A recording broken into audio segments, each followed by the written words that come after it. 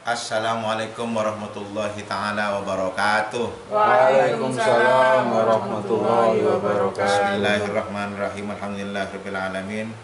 Wassalatu wassalamu ala asrafil anbiya'i wal mursalin sayyidina wa maulana Muhammadin wa ala alihi wa sahbihi ajma'in. Amma ba'du.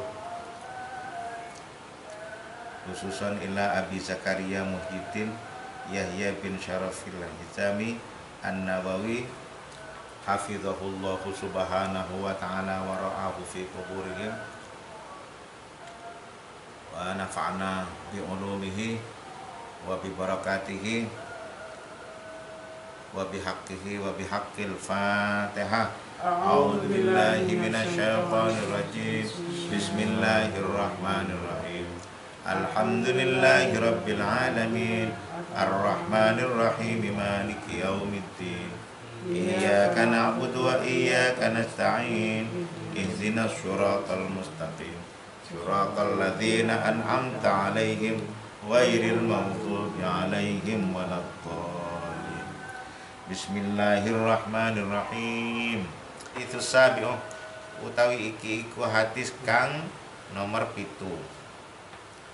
An Abi Ruqayyah Tamim bin Aus Ad-Dari radhiyallahu anhu anna nabiyya sallallahu alaihi wasallam qala ad-dinu an-nasihatu. Qulna liman? Qala lillahi wa li kitabihi wa li rasulihi wa li a'immatil muslimina wa amatihim. Rawahu Muslim. An Abi Ruqayyah diriwayataken saking Abi Ruqayyah Tamim bin Aus, Tamim bin Aus kang anak putrani Aus Ad-Dari kang Ad-Dari radhiyallahu anhu ridhoni sapa Allah anhu saking Abi Ruqayyah annan nabiyya sak temeni nabi sallallahu alaihi wasallam iku qala bersabda nabi. Mana sabdanya nabi? Ad-dinu an-nasihatu. Ad-dinu utawi agama iku an-nasihatu, nasihat. Jadi agama itu makna aslinya ad-din itu ada al-qurbu. Siapapun yang beragama itu ingin mendekatkan diri kepada Tuhan. Kalau agamanya Islam berarti ingin mendekatkan diri kepada Allah. Kalau agama Kristen ya ingin mendekatkan diri kepada agama Tuhannya Kristen. Begitu pula Hindu dan Buddha. Nah, mendekatkan diri ini berarti jalan kebaikan. Untuk menuju Tuhan itu, mendekatkan kepada Tuhan itu ada jalan kebaikan. Dan jalan kebaikan menuju Tuhan itu ada 3. 1 itu syariat, 2 itu akidah, 3 itu akhlak atau tasawuf. Jadi 1 itu syariat. Jadi seluruh syariat kita itu, hukum-hukum kita itu kita kerjakan, kita praktekkan, kita didikkan. Sehingga hukum itu kalau dikerjakan terus-menerus itu melahirkan adat. Adat itu al-adatu muhakkam. Adat itu sudah established sebetulnya. Kita melanggar adat itu sudah dosa, kriminal. Adat itu dikembangkan, melahirkan akhlak. Akhlak itu apa? Halun nafsi al-majdubatul lil amali bi tadabburin wala tafakkurin. Keadaan jiwa manusia yang terdorong untuk melakukan sesuatu tanpa dipikir dan tanpa direkayasa. Kenapa tanpa dipikir? Karena dikerjakan sejak kecil. Nah, akhlak itu dikembangkan. Padahal akhlak itu sudah final dari misi Rasulullah. Ini bu'istu liutamima makarimal akhlak. Akhlak itu dikembangkan, melahirkan budaya. Budaya itu apa? Af'alun nas al-yaumiyah. Perbuatan manusia sehari-hari yang tak mengandung eksis-eksis negatif, la dororo wa la diroro, la dzulma wa la indzilam. Yang yuridis statis sesuai dengan aturan dan peraturan. Bukan abstraksi, bukan hayalan, bukan pemikiran. Karena itulah akhlak itu sudah hebat sebetulnya. Nah, akhlak ini dikembangkan, melahirkan budaya. Nah, ketika budaya itu adalah pekerjaan manusia sehari-hari seperti tadi itu yang saya terangkan itu, tapi biasanya ada markapnya, tunggangannya. Apa markapnya itu? Masonik, pabrik. Ada pabrik kopiah, pabrik sarung, pabrik sejadah, pabrik apa saja yang dikerjakan oleh manusia sehari-hari, yang dipakai oleh manusia sehari-hari. Nah, lalu dikembangkan kepada seluruh dunia, membuka perwakilan-perwakilan toko di dunia. Nah, kalau dulu tidak ada perwakilan toko, menjajah. Nah, lalu mendapat respon dari dunia, lahirlah peradaban bangsa. Jadi peradaban bangsa itu tidak ujuk-ujuk. Dari bawah itu adalah ahkam. Al-Quran dan hadis melahirkan hukum. Nah, hukum itu ada 3 tadi itu. Hukum syariat, hukum akidah, dan hukum akhlak. Nah, ini jalan semua menuju Tuhan. Tapi bagi orang yang ahli tarekat, ada 4 jalan menuju Tuhan itu. Syariat, tarekat, hakikat, makrifat katanya. Tapi kalau ilmuwan enggak, ada 3. Karena syariat itu jalan menuju Tuhan. Hakikat itu juga jalan menuju Tuhan. Tasawuf itu atau akhlak itu jalan menuju Tuhan. Seluruhnya jalan. Nah, 3 ini merupakan nasihat. Lalu ada orang bertanya, jadi kira-kira Abi Ruqayyah bertanya, Qulna bertanya, liman, untuk siapa Rasulullah? Katanya, milik siapa Rasulullah? Qala, lalu Rasulullah menjawab, lillahi. Jadi 3 itu tadi apa? Milik Allah. Jadi nasihat miliknya Allah itu. Wali kitabihi, dan nasihat-nasihat itu untuk kitab-kitabnya Allah, miliknya kitabnya Allah. Wali rasulihi, milik utusannya Allah. Wali a'immatil muslimina wa amatihim, dan bagi umat muslim seluruhnya. Jadi nasihat itu untuk mereka. Jadi umpama rajib, nakal, salah, tidak sesuai dengan 3 itu, syariat, hakikat, marifat, ya rajib dinasehati. Dika nakal, ala nakal, ya gitu dinasehati. Jadi gak usah sungkan-sungkan. Makanya manusia itu sehebat apapun aja, walaupun sampai profesor doktor, ketika dirinya kena masalah gak bisa menasehati dirinya. Walaupun pintar, harus dinasehati oleh orang lain.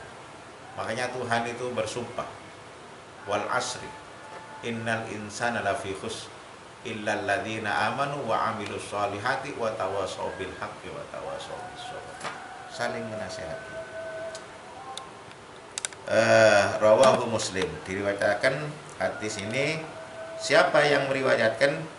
Muslimun, Syekh Muslim. Jadi hidup itu tidak pernah kosong dari nasihat.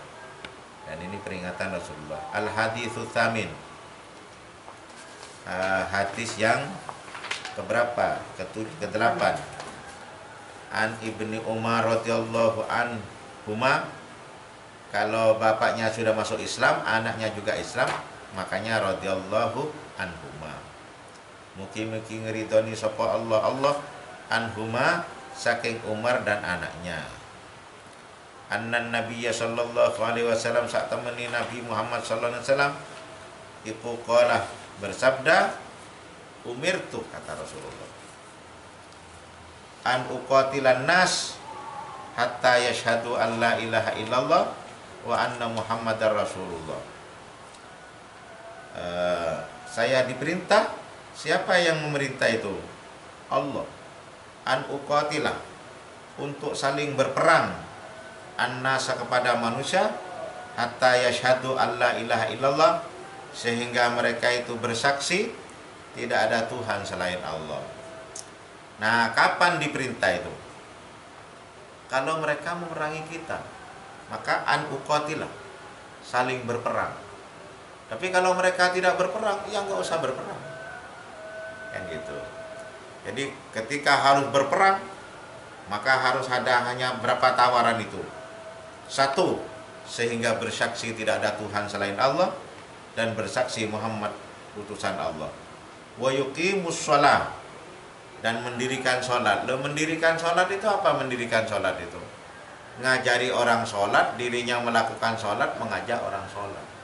Coba kalau sampean itu hanya sholat sendiri, tidak pernah ngajari sholat, ya setelah saya dan sampean mati gak ada orang yang sholat.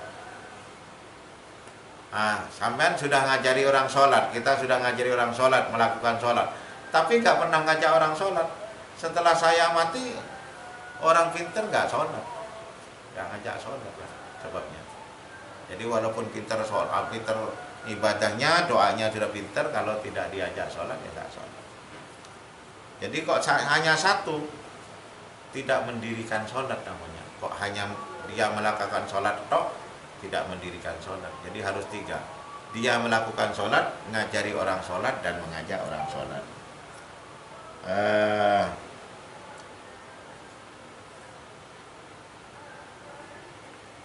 Wa yu'tuz zakah, dan mengeluarkan zakat. Zakat itu apa? Zakat itu adalah ada dua kan, zakat fitrah dengan zakat mal. Zakat mal itu banyak macam-macamnya. Dan zakat fitrah itu sewa nyawa kepada Tuhan itu selama 1 tahun. Berapa nak? 2,5. Nah, sekitar 3 kilo lah ya, sekitar 3 kilo. Itu sewanya murah kan kalau sehat itu, sewanya kepada Allah. Makanya dosa orang yang tidak zakat fitrah. Nah, kalau zakat mal, zakat itu pensuci. Seperti sampean itu kan mensucikan diri, disewakan, bayar kan sudah bebas. Nah, zakat mal itu kok hartanya itu tidak dizakati, tidak suci, nah, kotoran. Karena di dalamnya itu ada miliknya 8 asnaf. Satu diantaranya adalah fakir miskin. Terus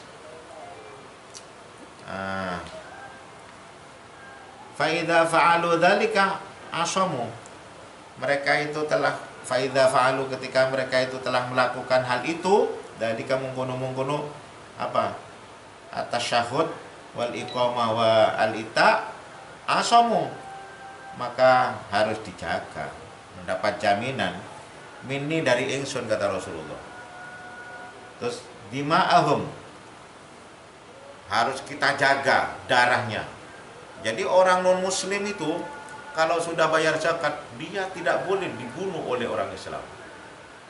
Kalau dibunuh oleh orang Islam, Rasulullah yang memerangi itu. Karena itu sudah dijamin oleh Rasulullah. Wa amwalihim, juga hartanya.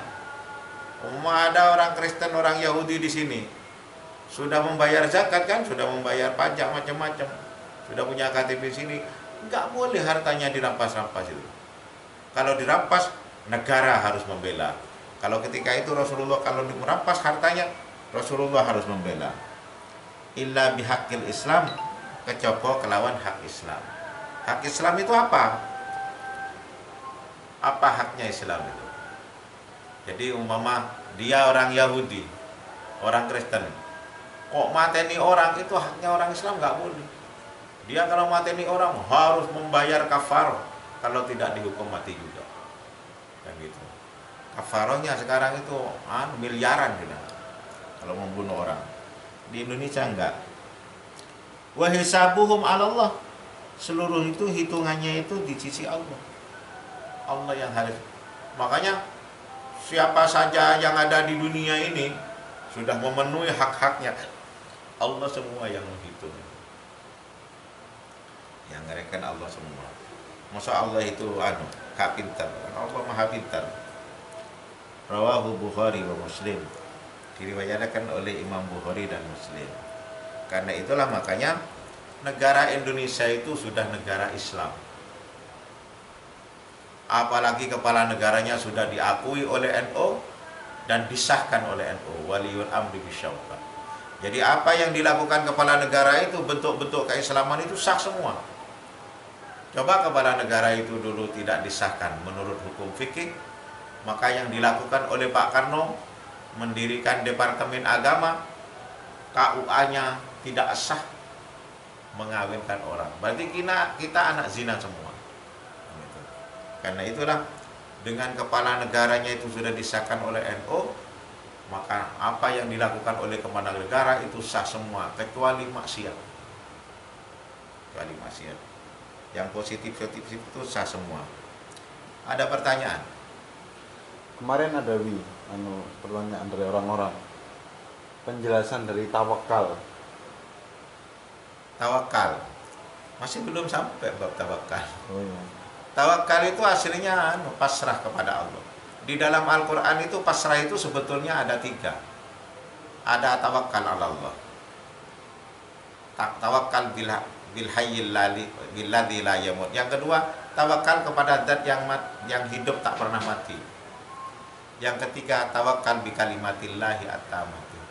Tawakal itu prakteknya gini loh, nak. Banyak orang mengarang lebih utama mana ikhtiar dengan tawakal. Tidak dibandingkan. Tawakal itu amrun, ikhtiar itu amrun akhar. Jadi tawakal itu seluruhnya mutlak di dalam kehidupan harus tawakal. Coba sampean sekarang itu mertamu ke rumahnya temannya, lalu dikasih makanan. Sampean makan itu ikhtiar atau tawakal?